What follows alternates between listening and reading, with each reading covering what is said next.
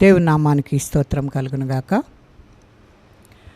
Elohim TV ప్రేక్షకులందరికీ నూతన సంవత్సర శుభాకాంక్షలు తెలియజేస్తున్నాను. చిన్న వాక్య భాగం చదువుకుందాం. 2 కొరింథీ పత్రిక 5వ అధ్యాయము 17వ వచనాన్ని చూద్దాం. కాగా ఎవడైనను క్రీస్తునందున్న ఎడల వాడు నూతన సృష్టి, పాతవి గతించెను, ఇదిగో క్రొత్తవాయెను. సమస్తమును దేవుని వలననైనవి, ఆయన మనలను క్రీస్తు ద్వారా తనతో సమాధానపరచుకొని ఆ సమాధానపరుచు పరిచర్యను మాకు అనుగ్రహించెను. చిన్న ప్రార్థన చేసుకుందాం. పరిశుద్ధుడా, ప్రేమ కలిగిన తండ్రి, నీకు వందనాలు. ఈ దినం కొరకై స్తోత్రాలు చెల్లిస్తున్నాం. ఈ దిన వాక్య భాగము మీదయ్యున్నది. వాక్యమును ప్రత్యక్షత గల ఆత్మను మీరు దయచేయండి. మీ ఆత్మ నడిపింపు ద్వారా జరిగించండి ప్రభువా. అయా, వాక్యమును వినుట కాదు కానీ వినిదాన్ని ఎలాగున జీవించామనేది మాకు కావాలి ప్రభువా. విన్న వాక్యం ద్వారా జీవించే కృపను మాకు అందరికీ దయచేయండి ప్రభువా. నా నోటికి బూరగా ఉండండి. మాట్లాడున్నది నేను కాదు ప్రభువా, మీరు మాటలు మాట్లాడండి ప్రభువా. మీ మాటలు నా నోట ఉంచండి ప్రభువా. నీకు స్తోత్రాలు. మీరే మాట్లాడండి నాయనా, నీకు వందనాలు. నన్ను మరుగుపరచండి అయ్యా, నీకు వందనాలు. అయ్యా, మాట్లాడు కృపను మీరు అనుగ్రహించిన ఆయన, నీతో సహవాసం చేస్తూ ఈ రీతిగా మీరు ఇస్తున్న ఇటు సమయాన్ని బట్టి నీకు కృతజ్ఞతలు తెలియజేస్తూ రాబోయే దినములన్నిటి కొరకు నీకు వందనాలు చెల్లించుకుంటూ యేసు పరిశుద్ధ నామమును అడిగి వేడుకుంటున్నాం తండ్రి, ఆమేన్. దేవుని నామానికి స్తోత్రం కలుగునుగాక. కాగా ఎవడైనను క్రీస్తునందున్న ఎడల వాడు నూతన సృష్టి, పాతవి గతించెను, ఇదిగో క్రొత్తవాయెను. మన జీవితంలో పాతవన్నీ కూడాను, పాత సంవత్సరంలో చేసిన ప్రతి కార్యము కూడా గతించిపోయే విధంగా మనం చేసుకోవాలి. నూతనముగా మనము ఆరంభించేవారుగా ఉండాలని దేవుని యొక్క వాక్యము మనకు సెలవిస్తూ ఉంది.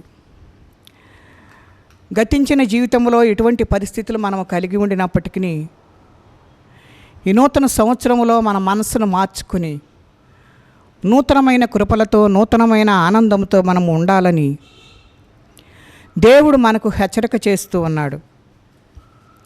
మనం ఎలాంటి పరిస్థితుల్లో ఉండినా ఒక నూతనమైన ఆనందం మన జీవితంలో కలగాలి అంటే పాతవి గతించెను, ఇదిగో క్రొత్తవాయెను అనేది మనకు కావాలి.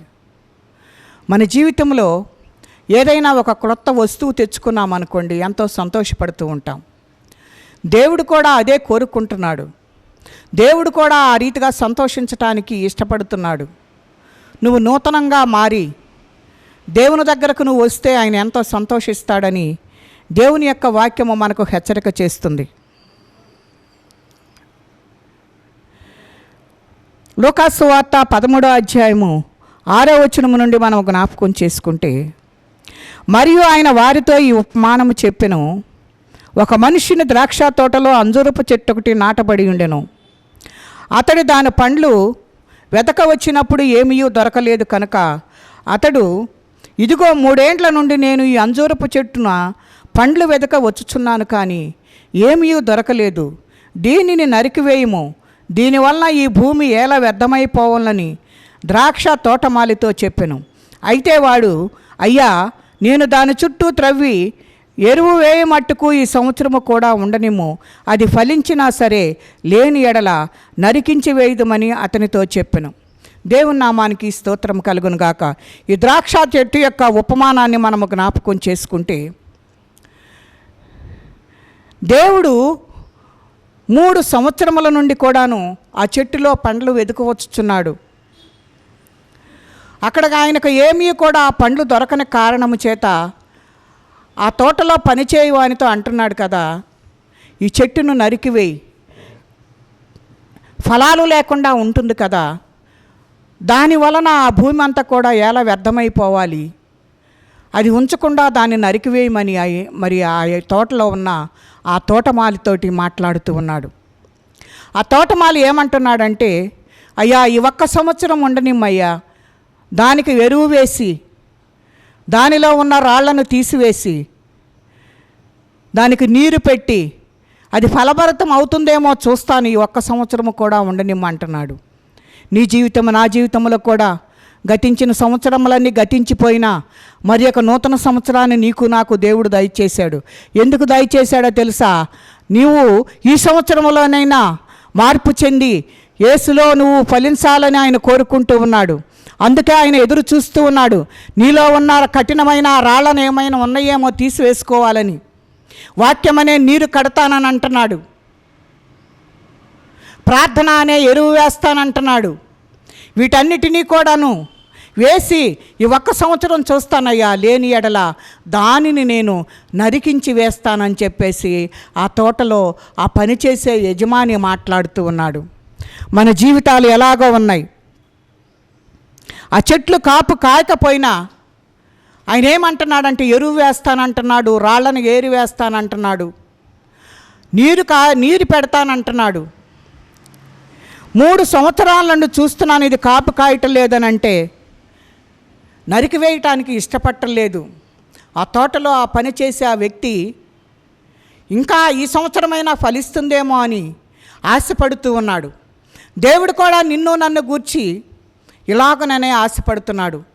గతించిన 24 సంవత్సరాలు 2024 సంవత్సరాలు నీ కొరకు ఎదురు చూశాడు.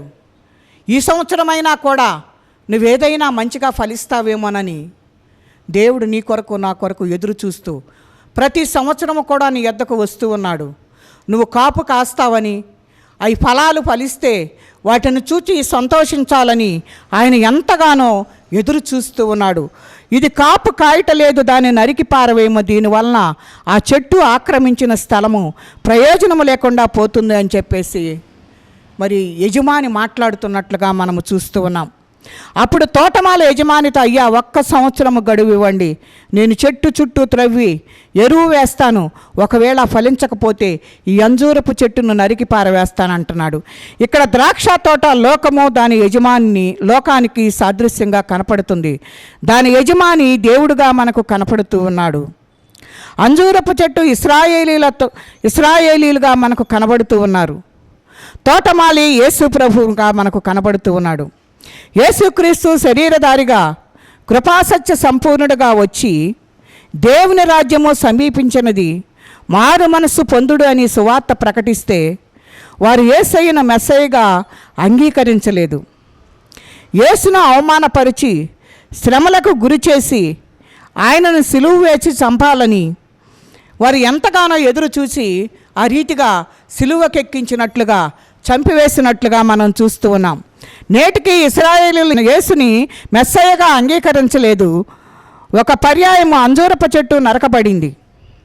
ఆ ఇశ్రాయేలీలు అశూరుల చెరలోనికి, యూదులు కల్దీల చెరలోనికి కొనిపోబడినట్లుగా చూస్తూ ఉన్నాం. ప్రపంచంలో అన్ని దేశాల్లో తలదాచుకున్నట్లుగా చూస్తూ ఉన్నాం. మరలా వారు తిరిగి 70 ADలో రోమీ కాలంలో రోమా చక్రవర్తి టైటస్ పరిపాలిస్తున్నప్పుడు బహుశ్రమలకు గురైనట్లుగా మనకు చరిత్రలు తెలియజేస్తున్నాయి. యూదులు ఈ రీతిగా అన్ని దేశాల్లో తలదాచుకున్నట్లుగా చూస్తూ ఉన్నాం. అన్ని శ్రమలకు లోనైనట్లుగా చూస్తూ ఉన్నాం. ఇశ్రాయేలీల రక్తం ఈ భూమిని తడిపినంతగా ఏ జాతి రక్తము కూడా తడపలేదని చరిత్రకారులు మనకు తెలియజేస్తూ ఉన్నారు. అంజూరపు చెట్టు అనబడే ఇశ్రాయేలీలు 3000 సంవత్సరాలు చరిత్రహీనులైనట్లుగా మనం చూస్తూ ఉన్నాం. మరలా తిరిగి వారు 1948వ సంవత్సరంలో అనగా 2వ ప్రపంచ యుద్ధం తర్వాత ఇశ్రాయేలీయులకు స్వతంత్రం వచ్చినట్లుగా మనం చూస్తూ ఉన్నాం. 78 సంవత్సరాల కాలంలో తిరిగి అంజూరపు చెట్టు చిగుర్చుట మొదలైనట్లుగా మనం చూస్తూ ఉన్నాం. ఇశ్రాయేలు దేశము శాస్త్రీయంగా, వైజ్ఞానికంగా, సాంకేతికంగా, సైనిక పరంగా అభివృద్ధి చెందుతున్నట్లుగా చూస్తూ ఉన్నాం. అంటే యేసు త్వరలో రాబోచున్నాడు. క్రీస్తు విరోధి పాలనలో మరొక పర్యాయము ఇశ్రాయేలు అను అంజూరపు చెట్టు నరకబడుతుంది. ఇశ్రాయేలులో శేషించబడిన కొందరు యేసు ప్రత్యక్షతలో రక్షించబడేవారుగా మనకు కనబడుతూ ఉన్నారు. కనుక ఈ యొక్క అంజూరపు చెట్టు ఇశ్రాయేలీలకు సాదృశ్యంగా కనపడుతుంది. ఇప్పుడైతే మనము కూడా ఆ చెట్టులాగానే ఉన్నాం. ఫలాలు లేని చెట్టు వలె ఉన్నాం. ఫలాలు ఫలించాలని ఆయన ఎంతగానో కోరుకుంటున్నాడు. అవి ఏవి అనంటే గలతీ పత్రిక 5:22లో మనం చూస్తే ఆత్మఫలాలు ఫలించాలని కోరుకుంటున్నాడు. ప్రేమ, సంతోషము, సమాధానము, దీర్ఘశాంతము, సహనము, ఇవన్నీ కూడా నువ్వు ఫలించాలి.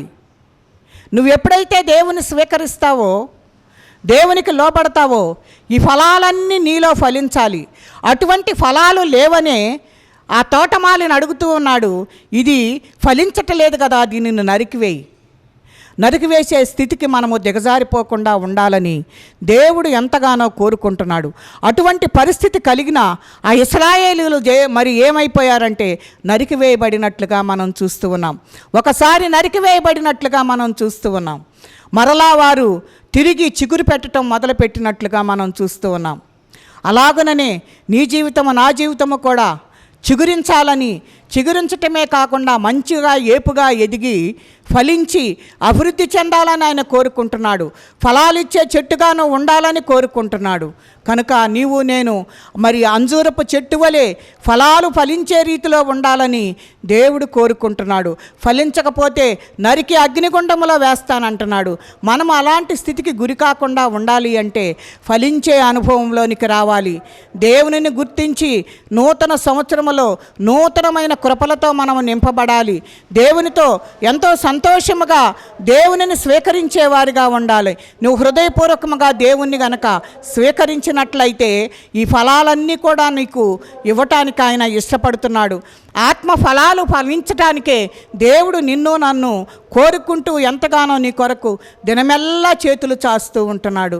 ఆ చేతుల్లోనికి గనక నువ్వు వచ్చినట్లయితే ఇటువంటి మంచి ఫలములను నువ్వు ఫలిస్తావని దేవుని యొక్క వాక్యము మనకు హెచ్చరిక చేస్తూ ఉంది. కనుక మనందరము కూడాను అలాంటి ఫలభరితమైన జీవితము మనము జీవించాలని దేవుడు ఎంతగానో కోరుకుంటున్నాడు. ఎన్నో దినముల నుండి ఆయన ఎదురు చూస్తున్నాడు. ఎందుకు ఎదురు చూస్తున్నాడంటే ఈ సంవత్సరమైనా అక్కడ తోట పనిచేసే వ్యక్తి అంటున్నాడు కదా, ఈ సంవత్సరమైనా మరి కాపు కాస్తుందేమో, నేను మరలా దానిపై శ్రద్ధ నిలుపుతానని ఆయన మాట్లాడుతూ ఉన్నాడు. నీపైన నాపైన శ్రద్ధ నిలుపుటను బట్టే దేవుడు మరి యొక్క నూతన సంవత్సరాన్ని నీకు నాకు దేవుడు అనుగ్రహించాడు. దేవుడు నీపై శ్రద్ధ నిలుపుతున్నాడు. ఆ శ్రద్ధ నిలిపినప్పుడే నువ్వు దేవునికి లోబడినట్లయితే నువ్వు ఫలించే అనుభవంలోనికి వెళతావు. లేదు అని అంటే నరకాగ్నిలోనికి వెళ్తావు. అది మాత్రం గట్టిగా మనం జ్ఞాపకం చేసుకోవాలి.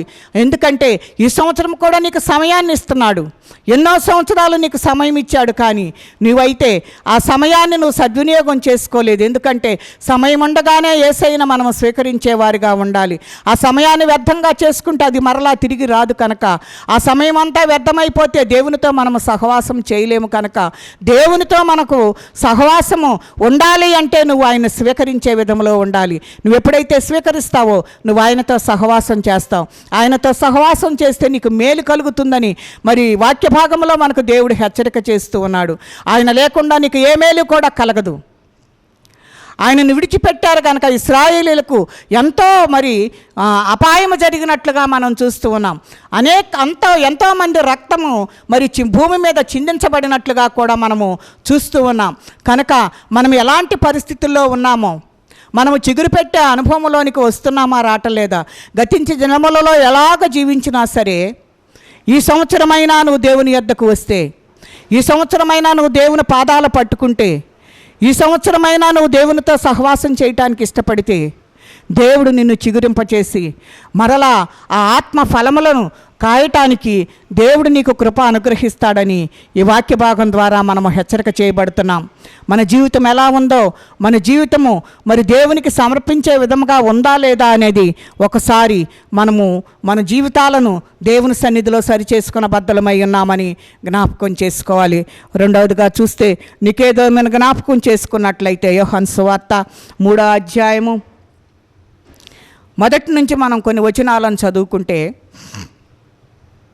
యూదుల అధికారి అయిన నికోదేమును పరిసయ్యుడు ఒకడుండెను. అతడు రాత్రి యందు ఆయన యొద్దకు వచ్చి, బోధకుడా, నీవు దేవుని యొద్ద నుండి వచ్చిన బోధకుడు అని మేము ఎరుగుదుము. దేవుడు అతనికి తోడై ఉంటేనే కానీ నువ్వు చేయుచున్న సూచక్రియలు ఎవడనూ చేయలేడని ఆయనతో చెప్పెను. అందుకు యేసు అతనితో, ఒకడు క్రొత్తగా జన్మించితేనే కానీ అతడు దేవుని రాజ్యమును చూడలేడని నీతో నిశ్చయముగా చెప్పుచున్నాను. అందుకు నికోదేము, ముసలివాడైన మనుషుడు ఎలాగూ జన్మింపగలడు? రెండవ మారు తల్లి గర్భమందు ప్రవేశించి జన్మింపగలడా అని ఆయనను అడుగగా యేసు ఇట్లనడు, ఒకడు నీటి మూలముగాను ఆత్మ మూలముగాను జన్మించితేనే కానీ దేవుని రాజ్యములో ప్రవేశింపలేడని నీతో నిశ్చయముగా చెప్పుచున్నాను. శరీర మూలముగా జన్మించినది శరీరమును, ఆత్మ మూలముగా జన్మించదని ఆత్మ అయినది. మీరు క్రొత్తగా జన్మించవలనని నేను నీతో చెప్పినందుకు ఆశ్చర్యపడవద్దు. కనుక ఇక్కడ ఈ వాక్య భాగాన్ని మనము జ్ఞాపకం చేసుకుంటే, నికోదేమును మనము జ్ఞాపకం చేసుకుంటే, నికోదేము అనగా జయించువాడని అర్థం. యూదుడు, పరిసయుడు, ధర్మశాస్త్ర ఉపదేశకుడు, యూదుల అధికారి, సన్హెడ్రిన్ సభలో సభ్యుడు. ఇతడు రాత్రివేళ యేసు యొద్ద దగ్గరకు వచ్చి, నువ్వు దేవుని యొద్ద నుండి వచ్చిన వాడని నేను ఎరుగుదును అని అంటున్నాడు. దేవుని సహాయము లేనిదే నువ్వు ఇన్ని కార్యములు చేయవని మరి ఆయనతోటి మాట్లాడుతున్నట్లుగా మనం చూస్తూ ఉన్నాం. అప్పుడు నికోదేము యేసుతో అంటున్నాడు కదా, ఒకడు క్రొత్తగా జన్మిస్తేనే కానీ దేవుని రాజ్యమును చూడలేడు అంటున్నాడు.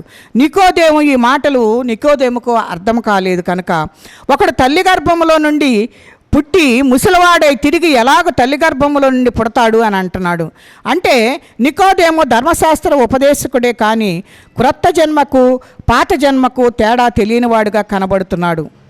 చినిగిన పాత బట్టకు కొత్త బట్ట మాసిక వేస్తే ఏమవుతుందో తెలియనివాడుగా కనబడుతూ ఉన్నాడు.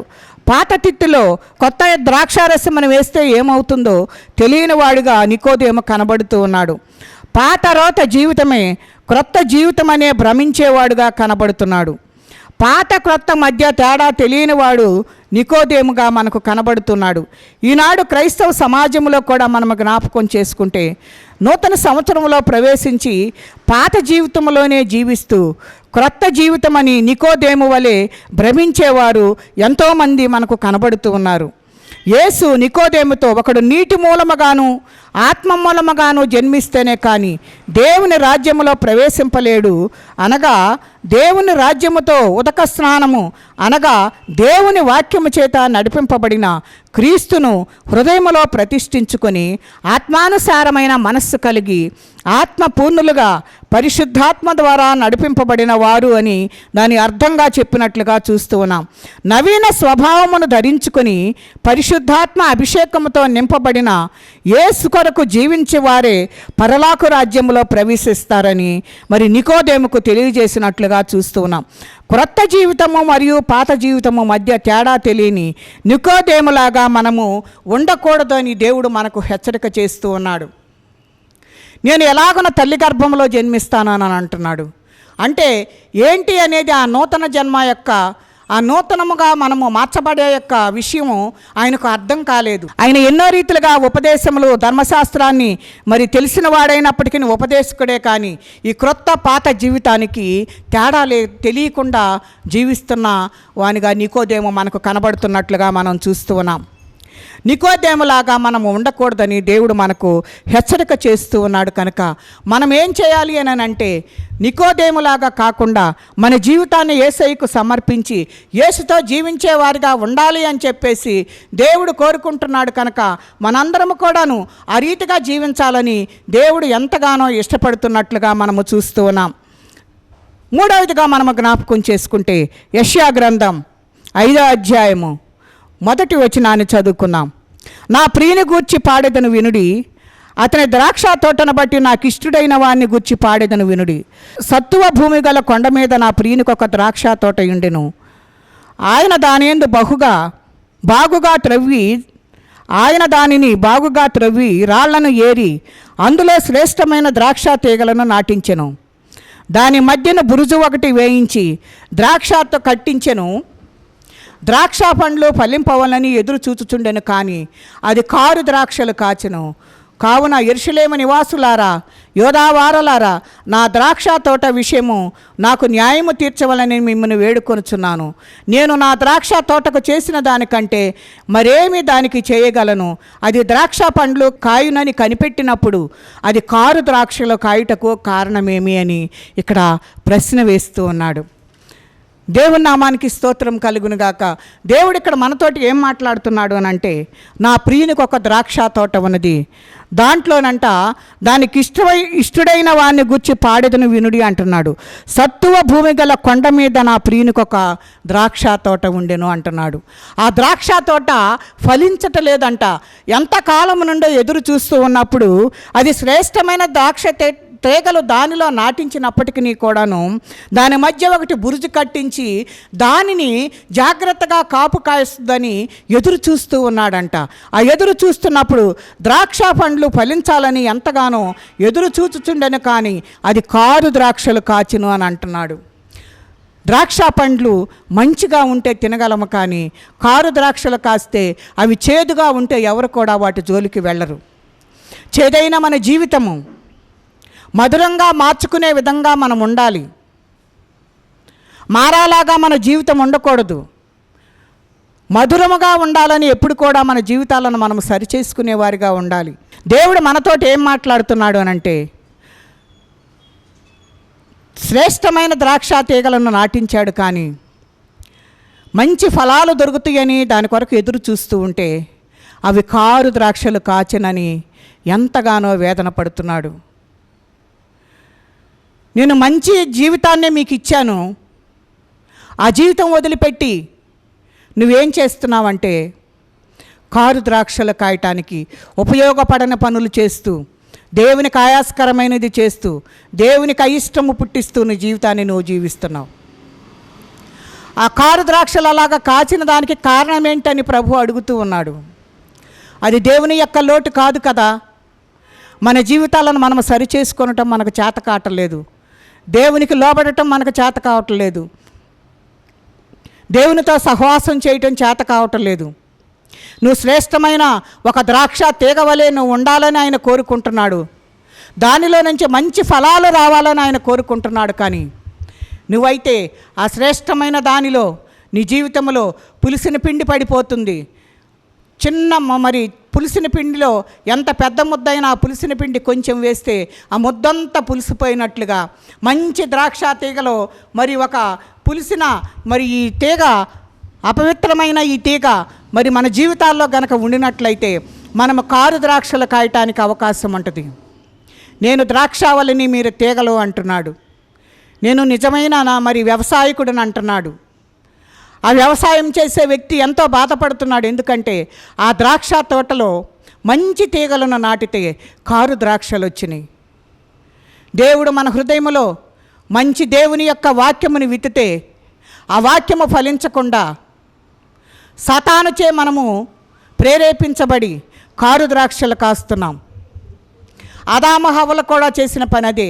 దేవుని మాటను నమ్మలేదు, కానీ మరి సాతాను యొక్క మాటను నమ్మి ఆ సాతాను ఏది చెబితే దాని మాట విని ఈ లోకంలోనికి పాపం తీసుకొచ్చి మరి విధేయులుగా జీవించినట్లుగా మనం చూస్తూ ఉన్నాం. దేవునికి లోబడిన వారుగా ఉన్నట్లుగా మనం చూస్తూ ఉన్నాం. దేవునికి లోబడితే దేవుని మాటే వినేవారు. నా దేవుడు ఈ రీతిగా నాకు చెప్పాడు కదా, నువ్వెందుకు ఈ మాటలు చెబుతున్నావని దేవుని మాట నమ్మేవారు. కానీ వచ్చి మరి తను చెప్పిన మాటను బట్టి, తను వింటున్న మాటలను బట్టి మరి మీరు దేవుళ్ళలాగా మారతారని చెప్పినప్పుడు మరి అక్కడ చెప్పిన మాటలను బట్టి మరి ఆదాము హవ్వలు పాపములో పడిపోయినట్లుగా మనం చూస్తూ ఉన్నాం. ఆ పాపమే మనకు మరి ఇప్పటి వరకు కూడా ఆ పాపము మనల్ని వెంటాడుతూనే ఉంది. ఈ పాపములో నుండి నిన్ను నన్ను రక్షించటానికే యేసయ్య ఈ లోకానికి వచ్చినట్లుగా మనం చూస్తూ ఉన్నాం.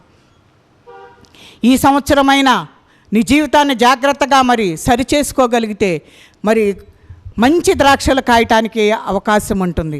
కారు ద్రాక్షలు కాసినాయని మరి దేవుడు నిన్ను గూర్చి సంతాపపడకుండా మంచి ఫలాలు ఫలించారని దేవుడు సంతోషించేలాగా మనందరము ఉండాలని దేవుడు ఎంతగానో కోరుకుంటున్నట్లుగా చూస్తూ ఉన్నాం. నా ద్రాక్ష తోట విషయము నాకు న్యాయము తీర్చవలనని మిమ్మల్ని వేడుకొనుచున్నాను. నేను నా ద్రాక్ష తోటకు చేసిన దానికంటే మరేమి దానికి చేయగలను? అది ద్రాక్ష పండ్లు కాయనని నేను కనిపెట్టినప్పుడు అది కారు ద్రాక్షలు కాయుటకు కారణం ఏంటి అని అంటే దేవుడు కారణం కాదండి. మన జీవితాలను మనమే దేవునికి సమర్పించుకోకుండా సాతాను చేతికి అప్పగించి మనము కారు ద్రాక్షలు కాస్తూ ఉన్నాం. దేవుడు మంచి పండ్లను పండాలనే చూస్తూ ఉన్నాడు. నీవు మంచిగా ఫలించాలని ఆయన ఎదురు చూస్తూ ఉన్నాడు. ఫలించి అభివృద్ధి చెందాలని ఆయన ఎదురు చూస్తూ ఉన్నాడు. కానీ నీవే కారు ద్రాక్షలు కాయటకు ఇష్టపడుతున్నావు కనుక మనందరము కూడాను మంచి పండ్లను ఫలించాలని ఆయన ఎదురు చూస్తున్నాడు కనుక నీ జీవితము నా జీవితము సరిచేసుకొని దేవునితో సహవాసము చేసినట్లయితే కారు ద్రాక్షలు ఫలించకుండా మంచి ద్రాక్షలను మనం ఫలించి దేవుణ్ణి సంతోషపెట్టేవారుగా ఉంటామని దేవుని యొక్క వాక్యము మనకు హెచ్చరిక చేస్తుంది. ఈ నూతన సంవత్సరంలోనైనా సరైన రీతిలో మన జీవితము జీవించి దేవునికి ఇష్టకరమైన రీతిలో మంచి ద్రాక్షలను ఆయన ఎదురు చూస్తున్న ఏ ఫలాలైతే వస్తాయని ఎదురు చూస్తున్నాడో ఆ ఫలాల కొరకు ఎదురు చూస్తున్న తండ్రిని సంతోషపెట్టేవారుగా ఉండాలని మనము జ్ఞాపకం చేసుకోవాలి. సంవత్సరములు జరుగుతుండగా నూతన ఆత్మ, నూతన శక్తి, నూతన బలము ధరించుకుందుముగాక. ప్రభు కొరకు ఒక నూతన పాట నా నోట ఉండునుగాక. ఇప్పటి నుండి అనగా సంవత్సరములు జరుగుచుండగా జీవితకాలం అంతా పులియని రొట్టెలతో పండుగను ఆచరించులాగన మనందరికీ పరిశుద్ధాత్మ దేవుడు సహాయము చేయునుగాక. మన దేవుడి కొద్ది మాటలు మన వినికిడిలో దీవించి ఆశీర్వదించునుగాక. చిన్న ప్రార్థన చేసుకుందాం.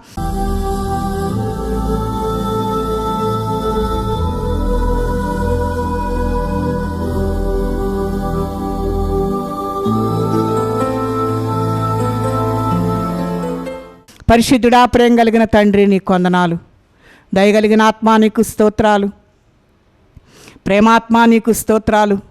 మా కొరకు ప్రాణం పెట్టిన యేసయ్యా మీకు స్తోత్రాలు.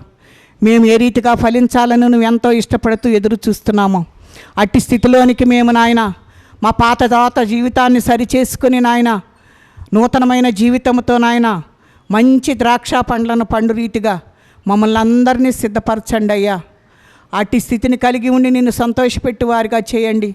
నీకు ఆయాస్కరమైనది మాలో నుండి తొలగించండి. ఈ నూతన సంవత్సరంలో నూతనమైన ఫలములు నాయన మయా మేము ఫలించినట్లు వాటిని అనుభవించినట్లు నాయన నీ కృప విడుదల చేయండి అయ్యా. అయ్యా మీరు ఎంతో వేదన పడుచున్నారు నాయన మా అందరి కొరకు మంచి ఫలాలు ఫలించాలని ఈ నూతన సంవత్సరంలో నూతనమైన రీతిలో ఉండాలని మీరు ఆశపడుతూ ఉన్నారు. అటు రీతిగా మేమందరము కూడా ఫలించినట్లు సహాయం చేసి నీ నామానికే మహిమ ఘనత ప్రభావములు పొందుకోమని యేసు పరిశుద్ధ నామమును అడిగి వేడుకుంటున్నాం తండ్రి. ఆమేన్.